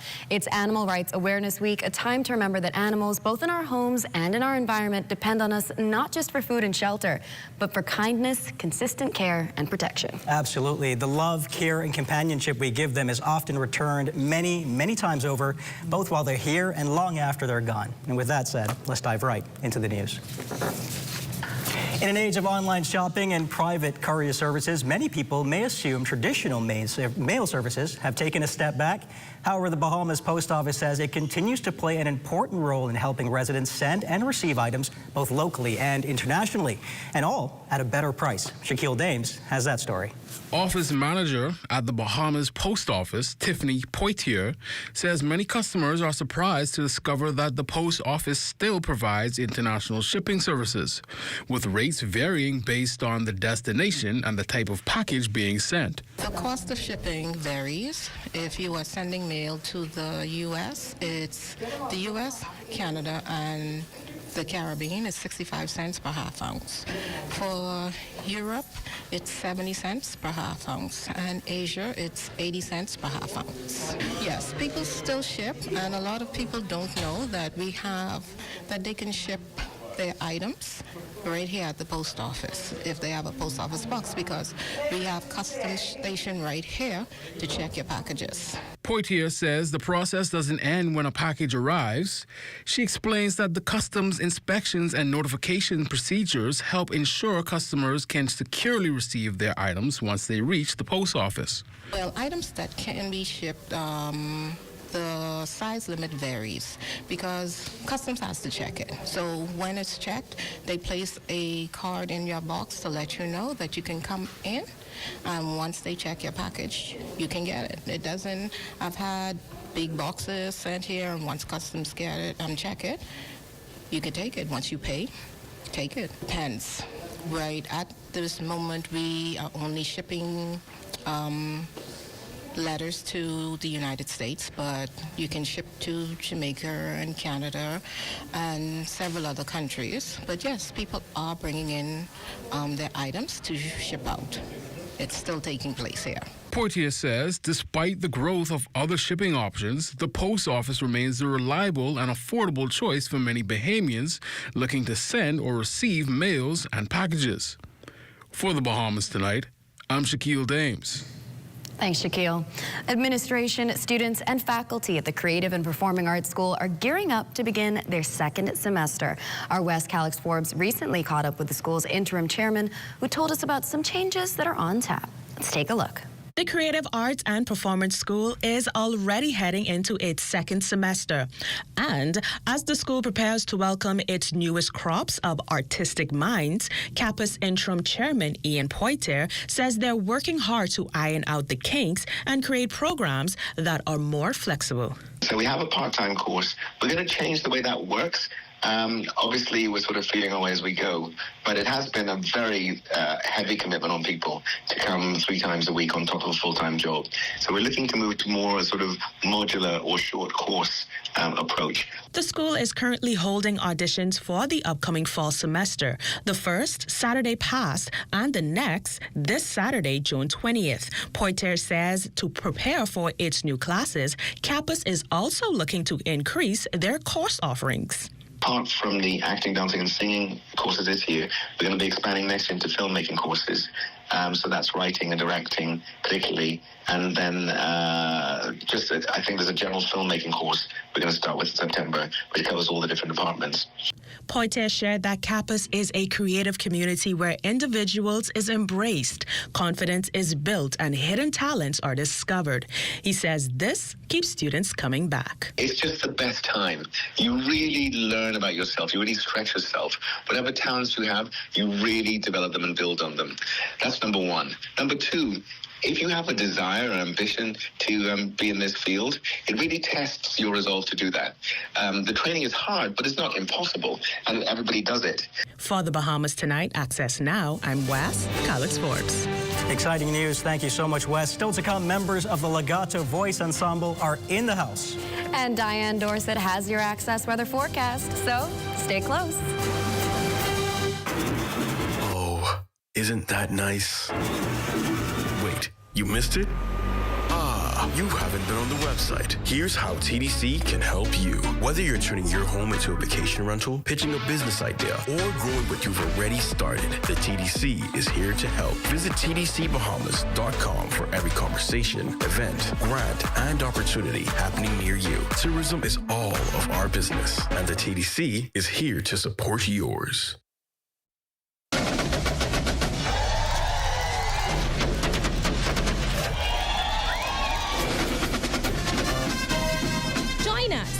June 28th at Rawson and Parliament Square for the Independence Beat Retreat. Celebrate the 53rd anniversary of Bahamian independence with an evening of culture, entertainment, and spectacular performances. The Cultural Village opens at 3:30 p.m., showcasing the best of the Bahamas. We'll see you there.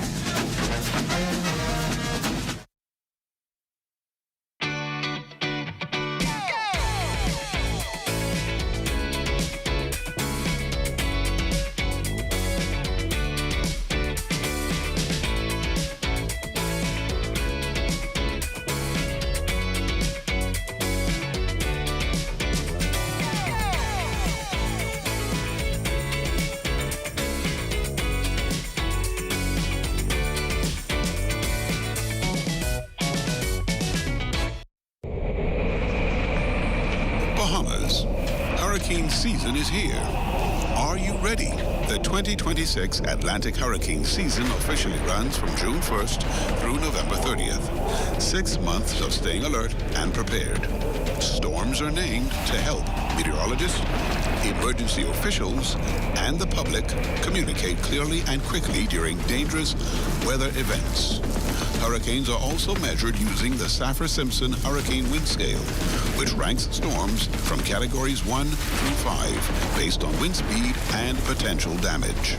And did you know, when a hurricane becomes especially deadly or destructive, its name is permanently retired out of respect for the lives and communities affected.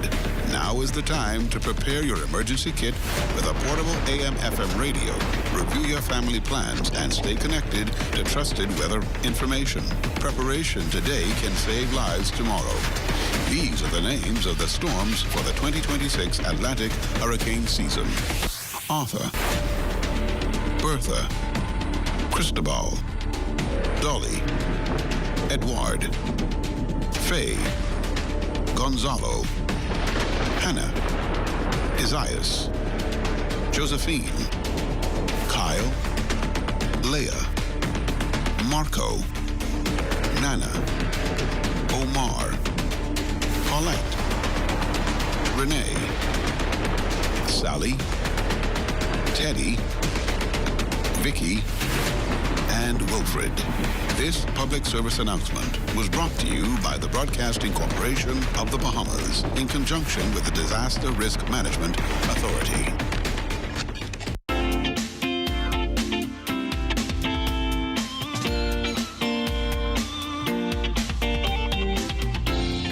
Everyone, it's my second favorite day of the week. It's Tuesday, June 16th, and I hope everyone's had a great day. It is time for your Access Weather Forecast, your quick look at what's shaping our weather for the next few days. Not too much happening over the country. We've got some clouds over parts of the extreme southeast Bahamas, but mostly clear skies elsewhere. If you walked outside today, I'm sure it felt like you walked right into an oven. I know that's how it felt for me, but that's because the northern and northwest Bahamas is currently experiencing an excessive heat wave. So this serves as your official notice. This week is going to be a hot one. We'll be getting temperatures in the 90s with feels like temps in the triple digits. Yes, up to 111 degrees. So for those of us here in the capital, Grand Bahama, Bimini, Abaco, the Berry Islands, Andros, Bimini, please remember to stay hydrated. Protect yourself from the heat, but also check on others around you, especially vulnerable groups like the elderly, pregnant women, displaced persons, even your pets.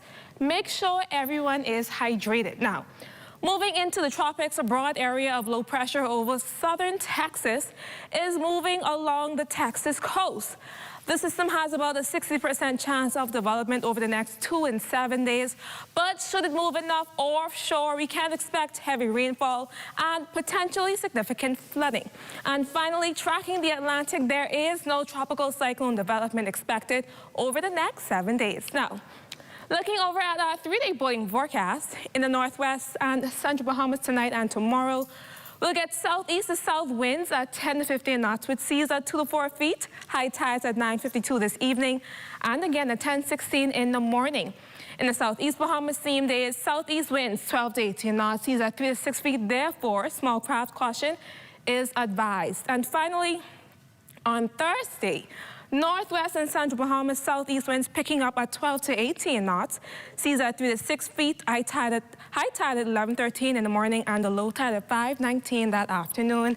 In the southeast Bahamas on Thursday, we'll get southeast winds at 15 to 20 knots, picking up even more. Seas at 4 to 7 feet, with that small craft caution still in place.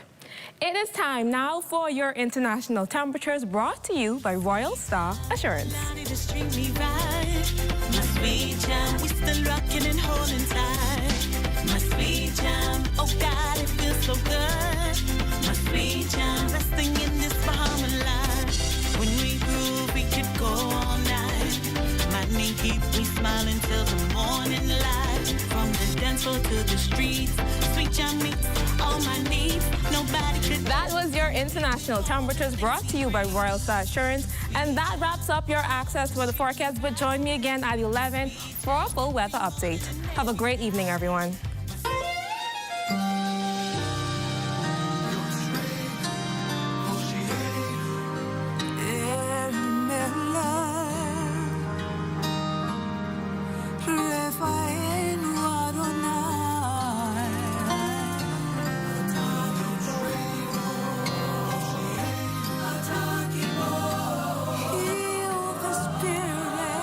you were just listening to the sounds of the Legato Vocal Ensemble, a dynamic choir whose primary ensemble is based in the United States with a vibrant extension here in the Bahamas that joins for special occasions. And we have a few members with us tonight.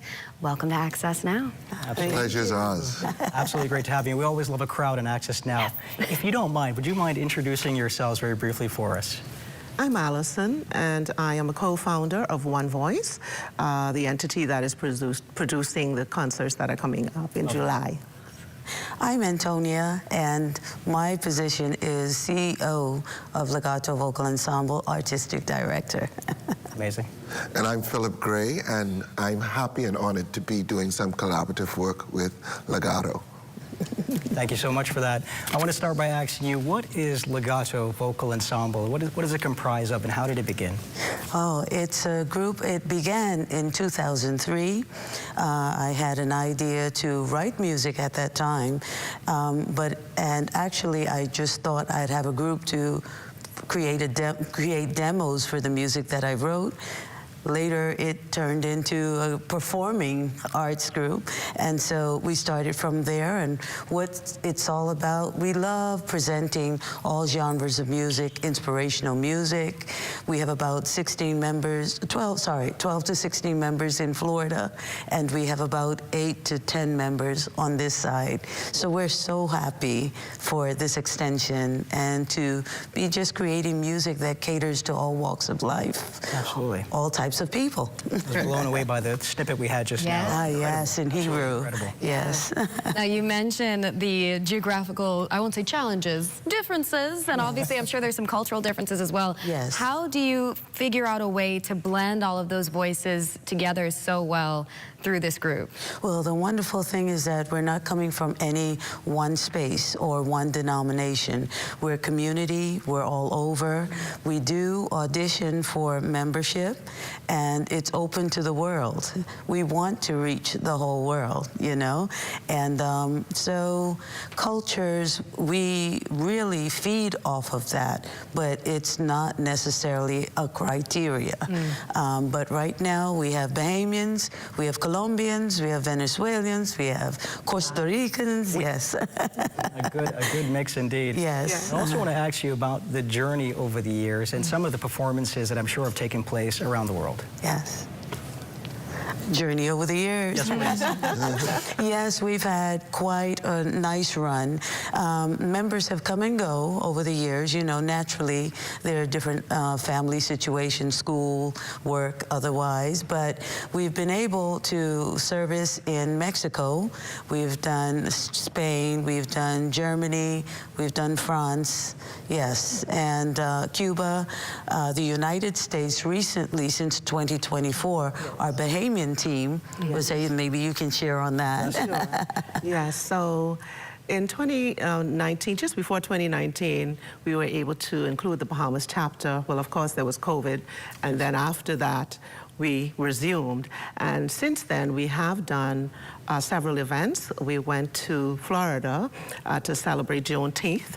We had a love thing, which was in February of last year, 2 years ago. Yes. Yes, which was a banquet with the songs from the oldies that were arranged by Miss Wilson. Yeah. And then in October of last year, we took a tour in New York. And so we've been on the move. And in 2024, we did a wonderful concert here to celebrate the 51st Independence anniversary. So as we prepare now for the 53rd, we thought we would come back and make this collaboration even greater. Glad you have done so. Yes. So we were talking a little bit about past performances. Philip, can you tell us a little bit about the upcoming show? We know that it's very significant. Can you tell us a little bit about that and how people can make sure they don't miss it? Yeah, so we're really excited because there are 2 shows. The first being on July 2nd, which is going to be at Government House. And so that is going to be a special, I refer to it as the gala night performance. And then on the 5th, the Sunday, it's going to be at Holy Cross Anglican Church in Highbury Park. The music is absolutely amazing. The singers are really skillful, and you can expect, you can expect a wonderful performance. I'm honored that pieces from The Mask, which is the musical that I wrote and recently performed. Alison was one of the leads, and so she was able to get some of that music being performed in there. And Tony has done an amazing arrangement to one of the original pieces, and that's going to be performed. I stand in awe. You will stand in awe when you hear it. Incredible talent on display. I have to ask you briefly about details. How can people get their tickets and participate and attend this event or these events? Okay, so our box office is Logos Bookstore in the Harbor Bay Shopping Plaza, and then all of our public relations will tell you a phone number, 376-3883, that you can contact and fill your number. And I'm at 395-9559 or at Quality Care Pharmacy. You call there and you're sure to get us. You got one of the good numbers. Yeah. Thank you so much for being with us. We look forward to both events. I'm sure they're going to be absolutely amazing. Yes. Wish you all the best. They will. Thank you. Thank you. Stay with us. Sports with Swanson Gibson Jr. is after the break.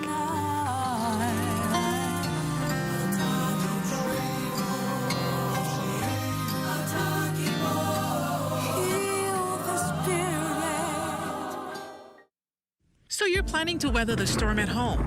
You've bypassed all the shelters, your preparation is complete, and so are your emergency kits. You're ready.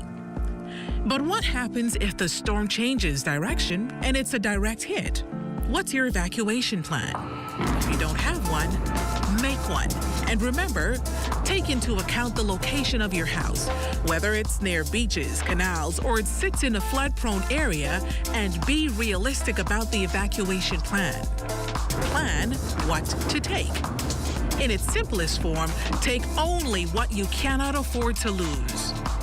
Have a go bag ready and a discussion beforehand what bag contents should consist of, like toiletries, medication, change of clothing, and important documents in a waterproof folder. Take inventory of your home, pictures included. Make sure your vehicle has a full tank of gas. Decide your destination and the best route. If you can't get out, find safety in the highest level of your home. And as always, be sure to pay close attention to the ZNS network for weather updates. This season, be weather smart, weather safe. Behind every strong economy is a bold entrepreneur, and we're here to support them, island by island. On Cat Island, we've helped 17 entrepreneurs turn their dreams into thriving businesses. Through over $360,000 in approved funding, the SBDC is strengthening Cat Island's economy by investing in its leading sectors: agriculture, fuel, and fishing. No matter the island, every business we support strengthens the economy, starting with yours. SBDC Bahamas. Come and visit us at Shop Smart, 'cause everything is here. Yes, we have it all for you. Toys, clothing, office supplies, appliances, custom cut blinds, bedding, drapes, and rugs. Come and visit us on Mackey Street, 2 blocks down from Wolf Road. Call us at 698-1052. Shop Smart, Shop Smart, let's Shop Smart. Oh, everything is here.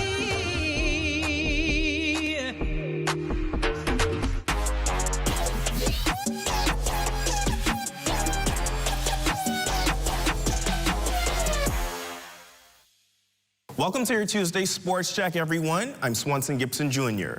Topping sports, discus thrower Serena Brown sets a new Bahamian national record at the Oklahoma Thrower Series. Brown, spanning 61.26 meters with a record-setting heave, positioning her 34th overall in world rankings. It wasn't a big meet in terms of competition, but it was a big meet because the stakes was high.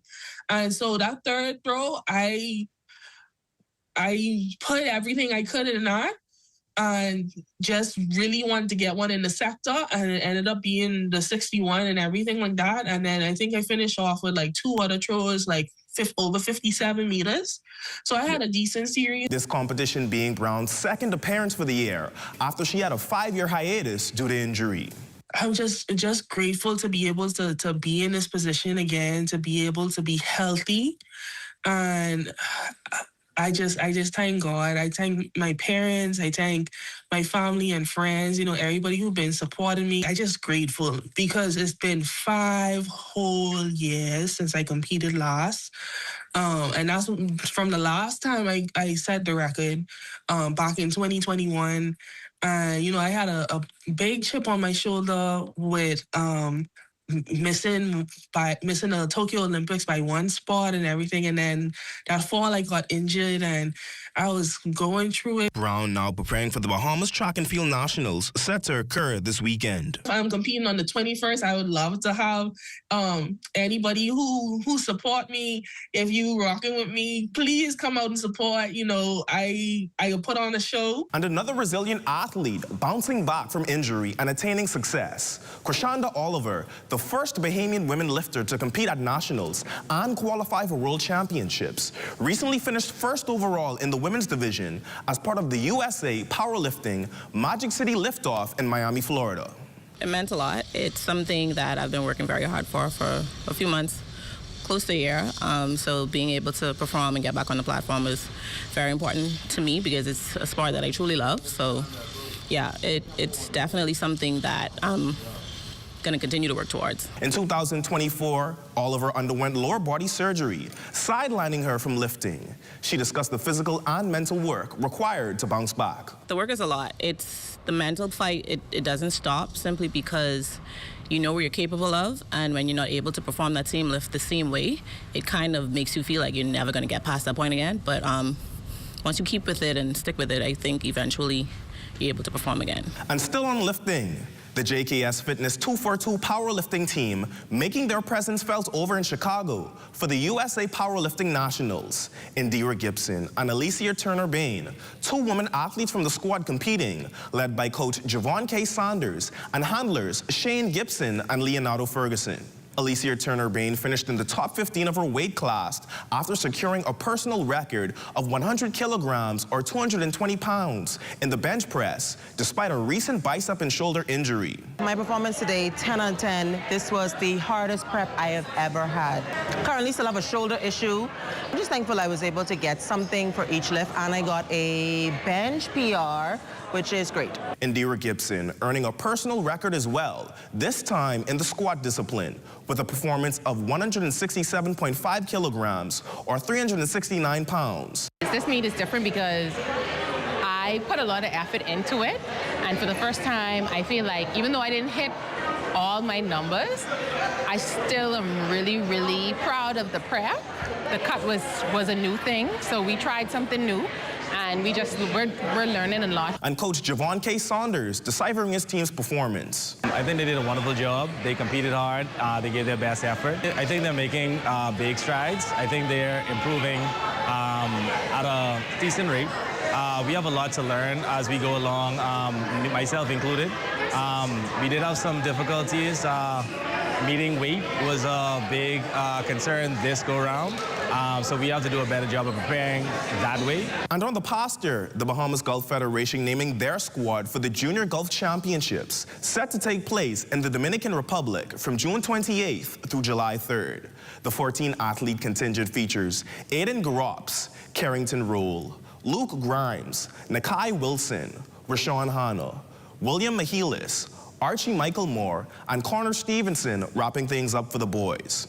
On the girls' side, we have Madison Carroll, Kamari Pratt, Haley Hall, Anissa Robinson, Zion Portier, and Zara Portier. The team will be managed by Gino Gonzalez-Roll and coached by Keno Turnquest and Frederick Taylor. We're looking forward to a good showing. We put in a lot of work. The team has been well prepared, both physically and mentally. I think the team has learned a lot in the last few weeks, and I'm looking forward to see what we produce and how the kids perform under pressure. During our practices, we put them in real situations, made them very uncomfortable, gave them the tools to see how they reacted under pressure so they can learn themselves. And that's been a look at your sports on this Tuesday. I'm Swanson Gibson Jr., signing off until tomorrow.